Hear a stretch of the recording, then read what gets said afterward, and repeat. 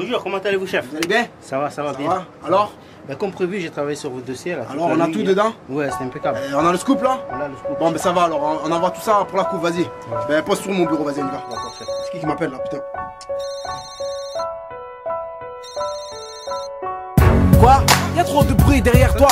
Tu me dis trop de mots à la seconde, en plus je te comprends pas. Il me dit que j'ai de quoi faire un scoop, qu'il y a une pluie de morts dans plusieurs états et que le pays s'est pris une balle dans le foie. Je sors de mon bureau, préviens ma rédaction. On a le scoop du siècle, donc je veux tout le monde en action. Loïs, je veux savoir combien de victimes, où sont les témoins et surtout, qui sont les coupables de ces actes de chien. Prends mon caméraman encore dans les vapes, prépare mon sac. Mon excitation me fait oublier les clés sur la table.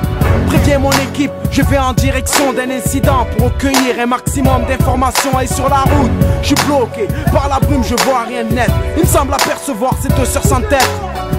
Tout ce bruit me rend sourd, je vois mon scoop qui court. Y a tellement de panique, je sais plus où me mettre. Je voyais pas les choses comme ça. Des morts par-ci, par-là, et je me rends compte que les pompiers n'ont pas assez de bras. Et Carlos, branche ta caméra, on n'a pas que ça à faire, on a d'autres pluies à commenter dans d'autres états. C'est bon? On passe à l'antenne de combien là? C'est bon, je suis bien? Ouais, c'est bon, vas-y, on y va. Ok. Mesdames et messieurs, c'est Diego pour un flash info sur Suija Canal, en direct de Les passagers du vol 7543 à destination de Washington sont priés de se présenter porte C pour un embarquement immédiat. J'aime pas l'avion, mais bon, obligé de le prendre car j'ai des rendez-vous à l'extérieur avec les vols intérieurs. Un job de boomerang, le salaire de la peur et ses frayeurs que j'ai tout le temps au décollage. Au fond je suis qu'un pion et les couleurs de ma nation ne deviennent que des tâches. On croit grimper les étages, mais on descend avec l'échelle humaine. Fausse élection, guerre pétrolière, l'histoire est lourde dans nos pages. J'essaye de dormir, j'y arrive pas.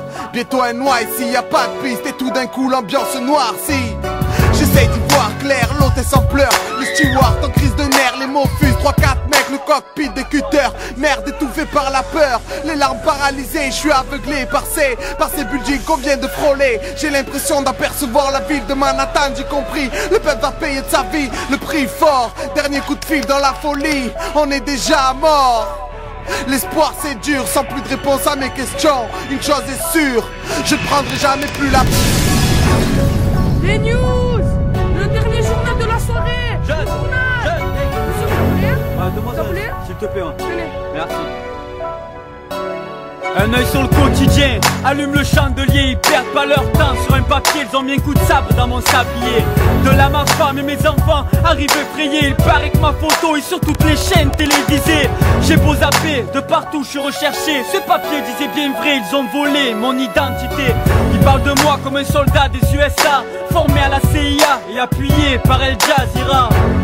Maintenant je comprends ces vidéos, mais je confirme ce jour-là, comme tous les autres, j'ai taffé au boulot. Ils parlent de mec sec, un turban sur la tête, mec à la barbe au bec, bref avec, je dois combattre. C'est au village qui veulent m'avoir et m'abattre, c'est lâche. Un drôle d'hasard, c'est là que le pétrole se cache. Ils passent de fausses infos, avec mon nom en gros, envoie des militants au peuple afghan pour mettre Kaboul à dos. Tu parles d'un drame, ils ajoutent que je suis polygame alors que je n'aime qu'une femme. Je me présente avant de me faire la belle, mon nom à moi, marié forcé à deux jumelles.